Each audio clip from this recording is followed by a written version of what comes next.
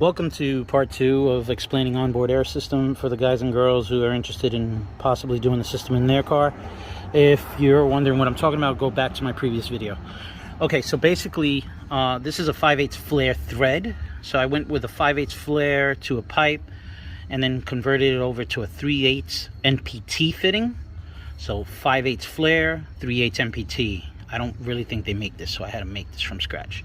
Shout out to Daniel for helping me solder this shit. It was a pain in the ass because it's so small. So now back to the leader hose being controlled by the pressure switch.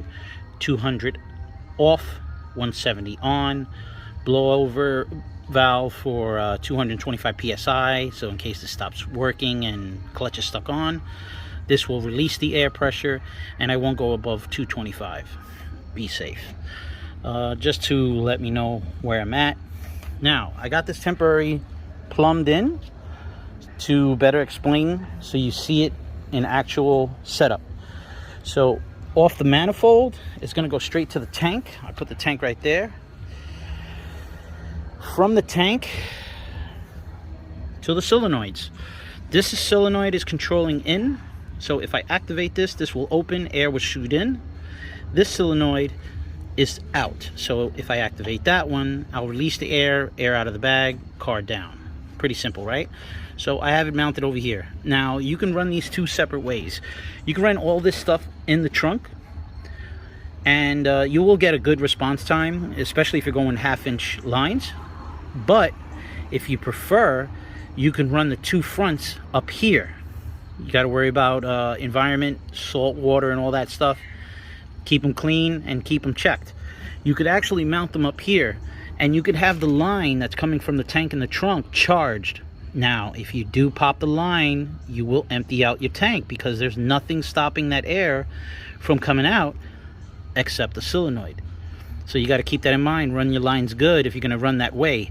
If you do that way, your response time will be even faster because of the fact that this line is charged all the way up to where the bag is, and it only has a small distance from here to the bag to inflate. So you will get a little ups. This setup right here, we're going to test it out with one solenoid controlling both front airbags. All right, so you see the needle gauge is going up. This is a low York. There's a low, medium, and a high. The high would fill that needle in about 40 seconds. Eventually, I'm going to upgrade this to a high.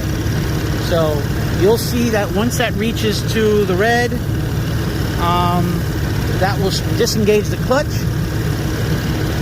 That's automatic. I don't have to worry about that. I will have a master switch inside in case I don't want the clutch to get any power. Maybe on a cold start. And then I'll play with the switches a little.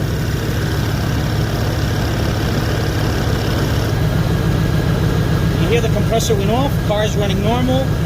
Just like a normal AC compressor. Let me get to my shady wiring. Let's dump it. Ready for the hop.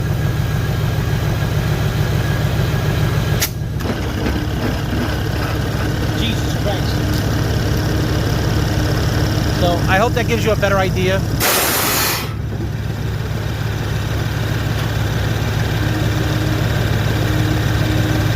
This will run. I can play with the switch for like a while. I mean, of course, you'll lose some PSI if this is a low voltage, a low output.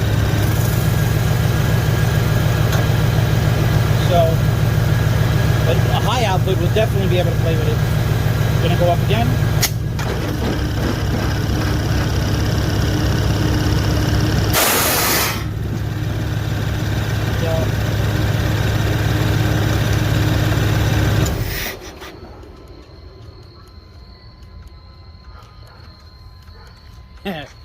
I think I set off my alarm. I forgot to put the alarm on. But yeah, hopefully that demonstration explains better.